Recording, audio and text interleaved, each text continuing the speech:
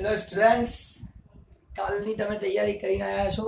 જે ગયા પીરિયડમાં આપણે વાત કરી, ગયા પીરિયડમાં યાદ હોય તો થોડુંક જોઈ લઈએ, સમજી લઈએ. ચેપ્ટર નંબર 1 ભાગીદારી વિષય પ્રવેશ. અને ભાગીદારી કોને કહેવાય, ભાગીદારીની જરૂર કેમ પડી, ઉદ્ભવ કેવી રીતે થયો, જન્મ કેવી રીતે થયો એ શીખ્યા. એના પછી ભાગીદારી, ભાગીદારી પેઢી, ભાગીદારો કોને કહેવાય એ શીખ્યા. હવે આપણું જે કામ છે એ આગળ એડવાન્સ બીજું જોઈએ. શું છે સાહેબ? ભાગીદારી થઈ તો ગઈ, પણ તમને યાદ કરાવડો ગયા વખતના એક્ઝામ્પલ સાથે. લાસ્ટ ટાઈમ જે આપણે એક્ઝામ્પલ લીધું હતું એ રામભાઈ અને હું. રામભાઈએ શું લગાડ્યા? પૈસા. મેં શું કર્યું? એ સ્કૂલનું મેનેજમેન્ટ. તો આ બંને વસ્તુને આજે હું ફરીથી કનેક્ટ કરીશ. બંનેને કનેક્ટ કરીને આજે વાત કરીશ તમારી જોડે. તો અમે બંને નક્કી કર્યું કે પૈસા તું લઈશ, સંભાળીશ હું. ભેગા થઈને જે ધંધો કરીએ ને, જે નફો થાય સરખા ભાગમાં વહેંચીશું. 50% તમારો, 50% મારો. તો આ બધું નક્કી થાય. પણ નક્કી થાય એવું કેવી રીતે ખબર પડે કે આ ભાગીદારી થઈ ગઈ એમ? તો એના માટે ભાગીદારી કરાર કરવા પડે અને ગવર્મેન્ટમાં એનું રજીસ્ટ્રેશન કરવું પડે. ત્યારે જેને ભાગીદારી શરૂ થઈ શકે. ત્યાં સુધી ભાગીદારી શરૂ ના થાય. હા, આપણે કહીને કહી શકીએ ચલો ભાઈ હવે આપણે બે ભાગીદાર, રજીસ્ટ્રેશન નહીં કરાવું ચાલશે, એવું બી કરી શકો છો, કારણ કે એ વિશ્વાસની વાત છે ને વિશ્વાસમાં તો બધું જ કરી શકો છો, કોઈ ટેન્શન નથી. પણ જો ક્યારેક વિશ્વાસ તૂટે અને એકબીજાનો વિશ્વાસ તૂટવાથી જો ઝઘડો થાય તો એનું સોલ્યુશન તમે લાવી શકો નહીં. અને જો સોલ્યુશન લાવવા માંગતા હો તો કયા કાયદા પ્રમાણે આવે? ભાગીદારીનું યાદ કરો. ભાગીદારીનો કાયદો મેં તમને કીધું હતું આખી ચોપડીમાં. ભાગ 1માં ભાગીદારીનો 1932નો કાયદો લાગુ પડે છે. તો જ્યારે પણ કોઈ બી પરિસ્થિતિ ખરાબ થાય અને આપણે આવું લેખિતમાં કોઈ કરાર કર્યો ના હોય, કરાર ખાલી મૌખિક જ કર્યો હોય, બસ કહી દીધું તારો 50%, મારો 50%, ઓકે, કે ના મારો 80%, સામે ઓળે 80% માંગે છે અને મારી જોડેથી 20%. સાહેબ તમે આવું કીધું હતું યાર, જેવું થાય તો મને 50% મળે ને એમને 50% મળે. કાયદો શું કહે છે? 50-50%. તો કયો કાયદો? ભાગીદારી કાયદો 1932. એ આપણને આવું શીખવાડે છે કે આપણે આવું કરવું જોઈએ. તો ધારો કે અમે કરાર ના કરીએ તો એવું થાય. હવે આજે જે આપણે સમજવાનું છે, મેં તમને ગયા વખતે કીધું હતું, ગયા વખતે એક વાત કરી હતી જોરદાર, અને એ વાત એવી હતી કે જો તમે વ્યાખ્યા ભાગીદારીની સમજશો અને મારા જે વધારાના બિંદુઓ સમજશો, વધારાના પોઈન્ટ સમજશો, તો તમને ખબર પડશે કે લક્ષણો શું હોય, ભાગીદારીના લક્ષણો શું, ભાગીદારીમાં શું શું આવે છે, શું ધ્યાન રાખવું પડે. આ એ જ છે જે અમે નક્કી કર્યું. એ ભાગીદારી જે બંને વચ્ચે સમજણથી નક્કી થાય છે એ એના લક્ષણો. ભાગીદારીમાં સમજણથી જે અમે બંને નક્કી કરીએ છીએ એ એના લક્ષણો કહેવાય. તો આજે વાત કરીએ છીએ પહેલા ભાગીદારીના લક્ષણો. તો પહેલો ભાગીદારીનું લક્ષણ અહીંયા. દરેક વસ્તુમાં જોરદાર છે, ધ્યાનથી સમજજો. આજે તમને આ બધી વસ્તુ યાદ રહી જવી જોઈએ, એટલે તમારે કોઈ પ્રોબ્લેમ નહીં, બધું સોલ્વ, પરફેક્ટ. ધ્યાનથી સમજજો. કરારથી અસ્તિત્વમાં આવે છે. પહેલા જ કીધું, રામભાઈ અને કમલ સર બંને કરાર કર્યો. તમે પૈસા કાઢો, હું સંભાળીશ. તે કરાર થયો, મૌખિક કરાર થયો, લેખિત ભલે નથી થયો. લેખિત કરવો સારો, લેખિત કરવો સારો. ભવિષ્યમાં, અત્યારે કદાચ કઈ નથી, પણ ભવિષ્યમાં કદાચ એવું કંઈક મતભેદ થઈ જાય કોઈ બી કારણોસર, તો લેખિત હોય તો સારું. તો માટે બંને વચ્ચે કરાર. તો અસ્તિત્વ ક્યાંથી થયું? કરારથી અસ્તિત્વમાં આવ્યું. તો ભાગીદારી એ કરારથી અસ્તિત્વમાં આવે છે. એનું લક્ષણ છે. ભાગીદારીના લક્ષણોમાં પહેલું લક્ષણ કરારથી અસ્તિત્વમાં આવે છે. આગળ બીજું, કેમ અસ્તિત્વમાં આવે છે? યાદ કરો, ભાગીદારી એવા વ્યક્તિઓ વચ્ચેનો સંબંધ છે જેમાં આગળ વ્યાખ્યામાં આવતું હતું બધા દ્વારા અથવા બધાથી એક દ્વારા. શું? બધા દ્વારા અથવા બધાથી કોઈ એક દ્વારા શું કરતા હતા? ધંધો ચલાવતા હતા. અને ધંધાનો નફો જે થાય એ વહેંચવા માટે ભેગો થયા તો આ એનું લક્ષણ નફાનો હેતુ. ભેગા કેમ થયા છીએ? નફાના હેતુના કારણે.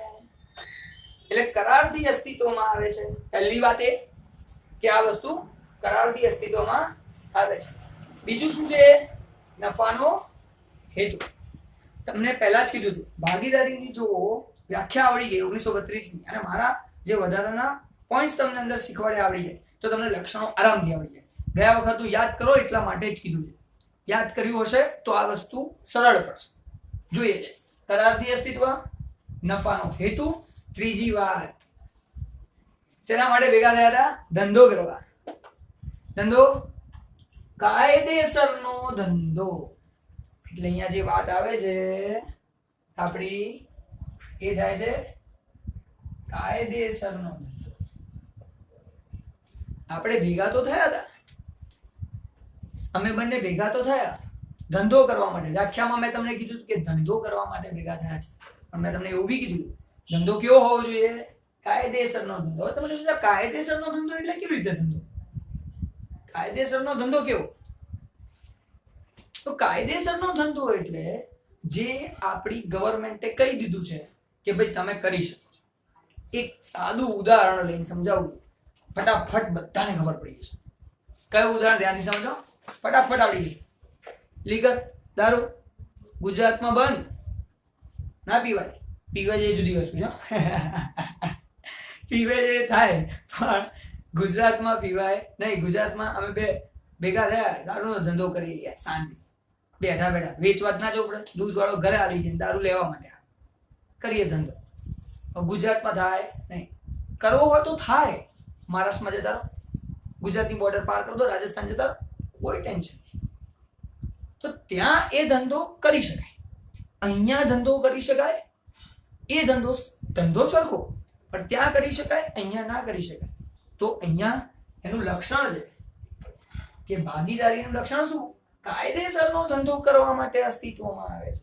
એટલે વાત આવે છે ફરીથી 3 વસ્તુ. પહેલા તો કરારથી અસ્તિત્વમાં આવે છે કે બંને વચ્ચે શું છે? કરાર થાય છે. અચ્છા, શું કરવા માટે કરાર કર્યા પછી બેસી રહ્યો? ના, ધંધો કરવાનો. ધંધો કમાઈને શું કરવાનો? નફો કમાવાનો. હેતુ શું છે? નફો કમાવાનો. નુકસાન થાય તો બી વેચવાનો, પણ હેતુ છે નફો કમાવાનો. કાયદેસરનો ધંધો જે આપણે ગવર્મેન્ટે કીધું હોય કે કરી શકો. એકબીજાના એજન્ટ. અમે બંને એકબીજાના એજન્ટ છીએ. વ્યાખ્યા યાદ કરો. બધા દ્વારા અથવા બધા વતી કોઈ એક દ્વારા ધંધો ચલાવતો હોય. એનો મતલબ શું? જો બધા ભેગા થઈને ચલાવતા હોય, જો બધા ભેગા થઈને ધંધો કરતા હોય અને નુકસાન થાય તો એ બધા ભોગવાય. હવે આ પરિસ્થિતિમાં તો હું ધંધો ચલાવી રહ્યો છું, હું વ્યવસાય કરાવી રહ્યો છું, હું મેનેજમેન્ટ કરી રહ્યો છું, પણ જો નુકસાન થાય તો નુકસાન બંને ભોગવવાનું. એવું નહીં કે સાહેબ તમે મેનેજ કરતા આવડતું નુકસાન થઈ ગયું, મારા આટલા રૂપિયા ડૂબી ગયા. એવું કશું કહી શકે નહીં. એવું કશું જ ના કહી શકે. ખબર પડે છે કેમ ના કહી શકે? કારણ કે એકબીજાનો એજન્ટ છે. દરેક ભાગીદાર એ એકબીજાનો એજન્ટ છે. એક જણ ભૂલ કરે ને તો પણ બધાએ ભોગવવાનું. 10 જણ કામ કરતા હોય, એક જ જણ મેનેજમેન્ટ કરે, બધાએ પૈસા લગાડ્યા છે ખાલી, પણ એના કારણે બી જો નુકસાન થાય તો નુકસાન બધાએ ભોગવવાનું. એટલે કે છે એ એકબીજાના એજન્ટ છે.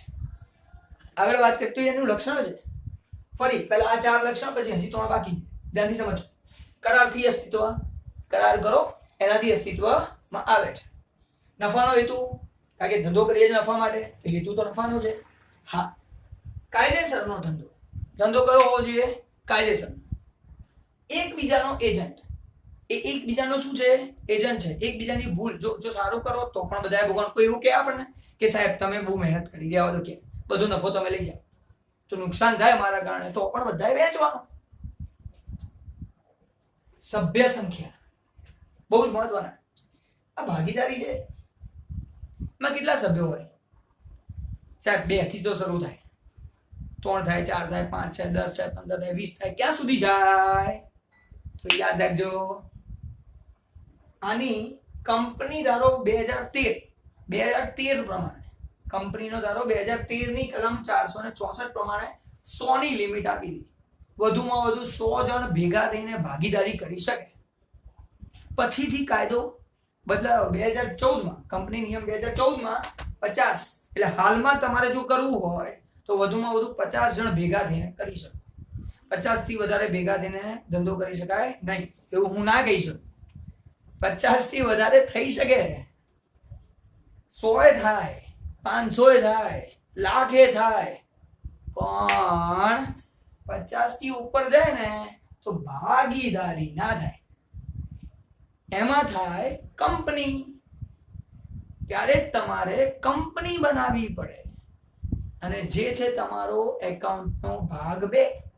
ભાગ 1 માં આપણે ભાગીદારી કરીશું, ભાગ 2 માં આપણે કંપની બનાવીશું. તો ભાગ 1 માં જ્યારે વાત કરીએ તો ભાગીદારી મહત્તમ અત્યારે કેટલી શક્ય છે? ફક્ત 50 થી વધારે શક્યતા નથી. હા, એનાથી વધારે થાય તો ભેગા થવા માંગતા હોય તો કરવાના, પણ બનાવી દેવાની કંપની. ચલો આગળ વાત કરીએ. અમર્યાદિત જવાબદારી. જવાબદારી અમર્યાદિત છે. કોની? ભાગીદારોની જવાબદારી અમર્યાદિત છે. એ ભાગીદારીનું લક્ષણ છે કે ભાગીદારોની જવાબદારી શું છે? અમર્યાદિત. હવે અમર્યાદિત જવાબદારી હોય તો કેવી રીતે થાય? ધ્યાનથી સમજો. અમર્યાદિત જવાબદારી, ધારો કે મારા કારણે નુકસાન થયું, ધારો કે મારા કારણે નુકસાન થયું, તો બધાએ નુકસાન ભોગવવું. નફો જે રીતે વેચવાનો હોય એવી રીતે આપણે બધા નુકસાન ભોગવીશું. પણ એવું થયું કે મારી જોડે તો પૈસા હતા નહીં, પૈસા બધા લગાવ્યા હતા એણે. હવે નુકસાન થયું તો નુકસાન કોનું થયું? બધું એનું થયું, દેવું થઈ ગયું. તો મેં મારું બધું વેચી માર્યું, હવે કશું છે જ નહીં, જીરો રોડ પર આવી ગયા. પણ હજી દેવું તો છે જ. તો દેવું કોણે ચૂકવવાનું? બીજો ભાગીદાર રહ્યો ને, એને પોતાની બધી પર્સનલ મિલકતો, અંગત મિલકતો વેચી મારવાની અને એ દેવું ચૂકવવાનું. માટે કહેવાય છે કે અમર્યાદિત જવાબદારી. એને શું કહે છે?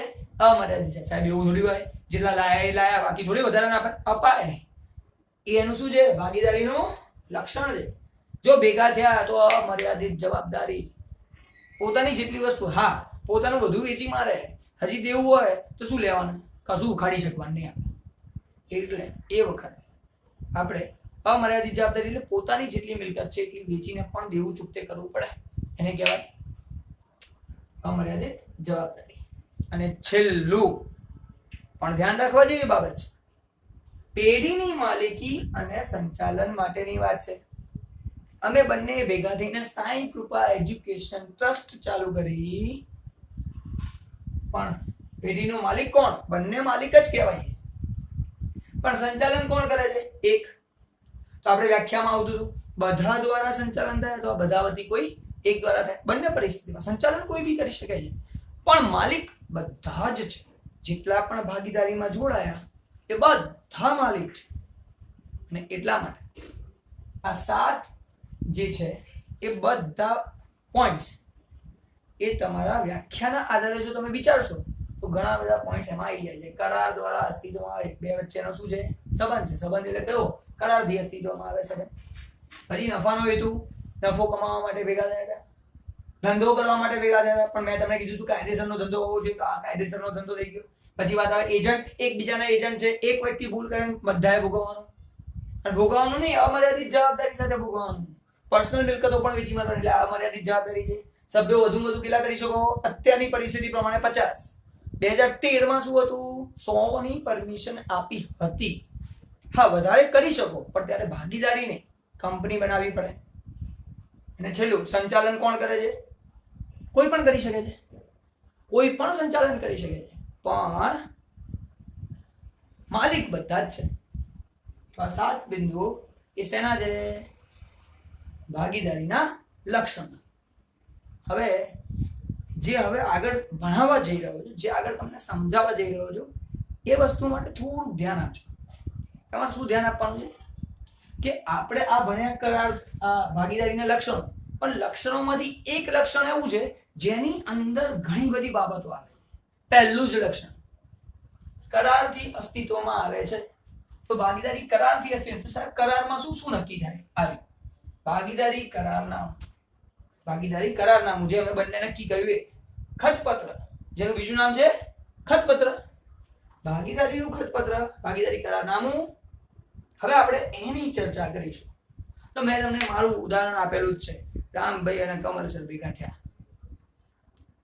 તો ભાગીદારી સાંઈ કૃપા એજ્યુકેશન ટ્રસ્ટ બનાવ્યું. સાંઈ કૃપા એજ્યુકેશન ટ્રસ્ટમાં, એ સાંઈ કૃપા એજ્યુકેશન ટ્રસ્ટ ક્યાં ચાલે છે એનું સરનામું લખો. એની અંદર કયા કયા ભાગીદારો છે? કમલ સર, રામભાઈ. તો એ બધું લખવું પડશે. રામભાઈ ક્યાં રહે છે? તો કે અહીંયા. કમલ સર ક્યાં રહે છે? તો કે અહીંયા. બંને કયા પ્રકારનો ધંધો કરે છે? ભેગા થઈને શું કરે છે? સેવા આપે છે. શેની? ભણાવવાની. તો એ બધું કહેવું પડશે.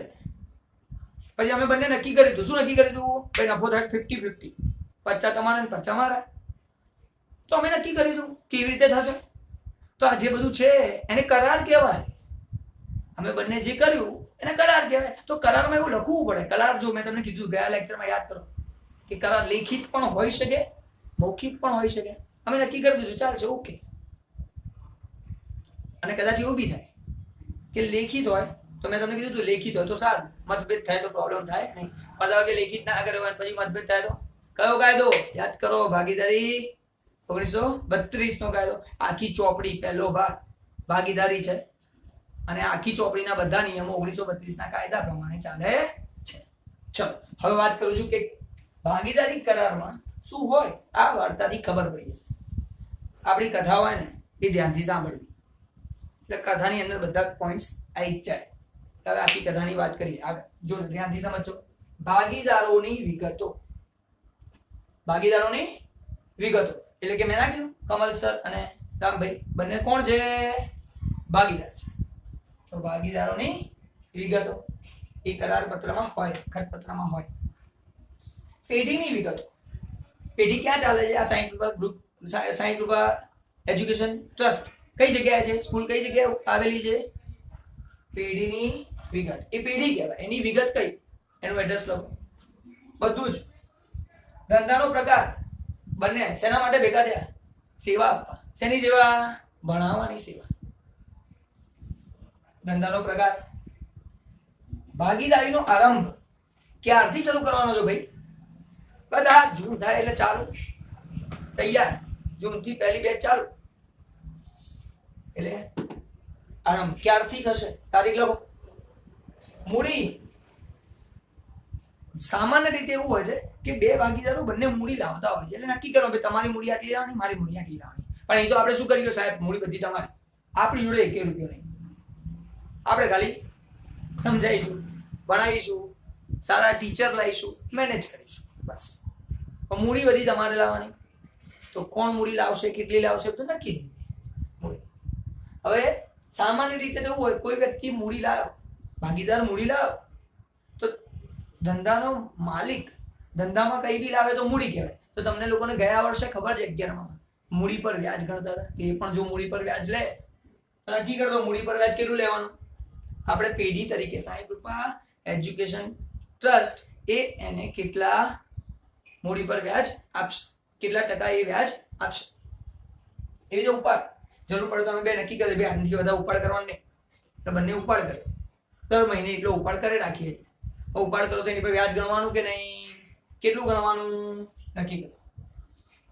આ બધી વસ્તુ નક્કી થયેલી હોય ને તો જ્યારે આપણા બધા વચ્ચે મતભેદ થાય તો તકલીફ થાય નહીં. પણ જો મતભેદ ના થાય તો સારી રીતે ચાલે, અને જો મતભેદ થાય તો ત્યારે આ લખેલું હોય તો સારું લેખિતમાં.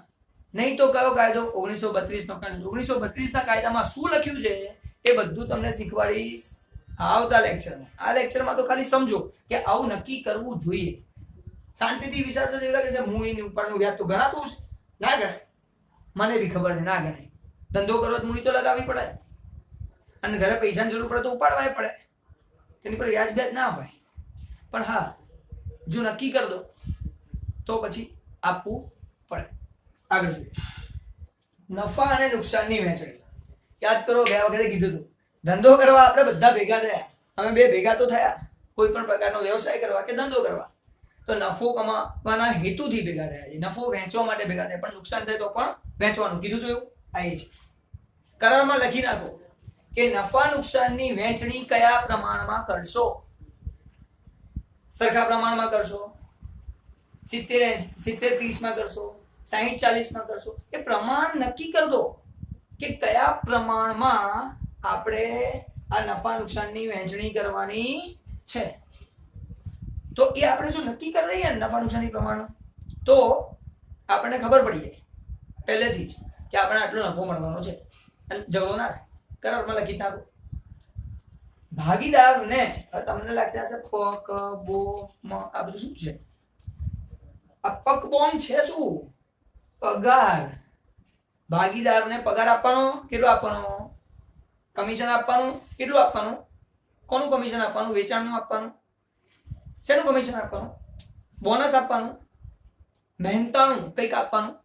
તો આ પગાર, કમિશન, બોનસ અને મહેનતાણું એ ભાગીદારને કેટલું આપવાનું એ કરારમાં લખી નાખો. નક્કી કરી દો. નક્કી કરી દો એટલે બહુ ટેન્શન છે નહીં.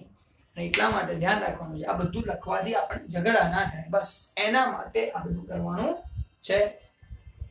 સામાન્ય રીતે જોજો સાહેબ, ભાગીદાર છે તો કામ તો કરવું જ પણ એમાં એનો પગાર ના હોય. કોઈ પગાર, કામ કરો, કમાઓ, નફાની વહેંચણી કરો, બસ એવું જ હોવું જોઈએ. કાયદેસર તો એવું હોવું જોઈએ.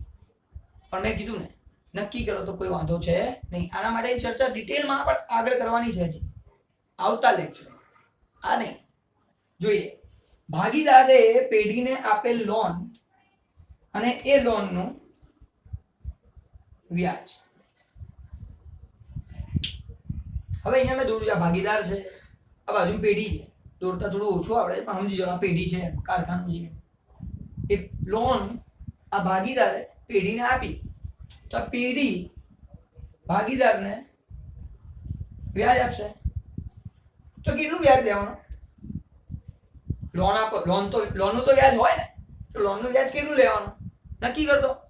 5%, 10%, 15%, 12%, જેટલું લેવું એ લેવાય. નક્કી કરો તો જેટલું લેવું એ લેવાય. કાયદેસરથી તો લિમિટ છે કે કાયદેસર તમને બાદ બાકી જે આપણે કરવેરા ભરીએ છીએ, કરવેરા ભરતી વખતે બાદ બાકી અમુક ટકા છે, એ આપણે કોર્સમાં નથી, આપણે એની વાત નથી કરતા. આપણે જે વાત કરીએ છીએ પેઢીનું વ્યાજ, પેઢી એને વ્યાજ કેટલું આપશે એ નક્કી કરી દો. નક્કી ના કર્યું શું કરવાનું? પછી બધું એ કાયદા પ્રમાણે જવાનું. પાછું 1932 ભાગીદારી કાયદા પ્રમાણે પછી આપણે આગળ જઈશું. પાઘડી. તમને લાગશે આ પાઘડીનું શું છે સાહેબ? ખેલ છે. આ પાઘડીની ગણતરી કરવાની હોય અને ગણતરીની રીતો આપેલી છે, અને એ તમારા પાઘડીના ચેપ્ટરમાં છે. એટલે તમારા આ પહેલા ભાગમાં પાઘડીની ગણતરીનું એક આખું ચેપ્ટર આવે, આખું પાઠ છે, અને એ પાઠની અંદર તમે પાઘડીની ગણતરી શીખશો. પણ અત્યારે પાઘડીની જ્યારે વાત કરીએ ને, તો કેવી રીતે ગણવું, કઈ રીતથી પાઘડી ગણીશું, જો જ્યારે જરૂર પડશે તો એ અત્યારે નક્કી કરી દે. એ લોકો અંદર શું કરી દે? નક્કી કરી દે. એટલે પાઘડીની ગણતરી કમ્પ્લીટ થઈ જાય. પછી પ્રવેશ અને નિવૃત્તિ, એટલે કે કોઈ ભાગીદાર ધંધામાં આવ્યો, કોઈ ભાગીદાર ધંધો છોડીને ઘરે જતો રહ્યો, તો કયા નિયમોથી આવી શકે અને કયા નિયમોથી એ બહાર જઈ શકે એ નક્કી કરો. પેઢીનું વિસર્જન, ધંધો બંધ કરો. હવે બધા જ ચેપ્ટર આપણે ભણવાના. પાઘડીની ગણતરી ભણવાની, પ્રવેશ ભણવાનો છે, નિવૃત્તિ ભણવાની છે, પેઢીનું વિસર્જન ભણવાનું છે. અને પેઢીનું વિસર્જન થાય ત્યારે આપણો ભાગ 1 પૂરો થઈ જાય. પછી ભાગ 2 ની શરૂઆત થાય. એટલે આપણે જે સમજવાનું છે આજે અત્યારે એ આ લેક્ચરની અંદર આપણે એટલું જ સમજ્યા ભાગીદારીના લક્ષણો શું, જે ભાગીદારીની વ્યાખ્યાથી ખબર પડી જાય. એ લક્ષણો 7 જોયા.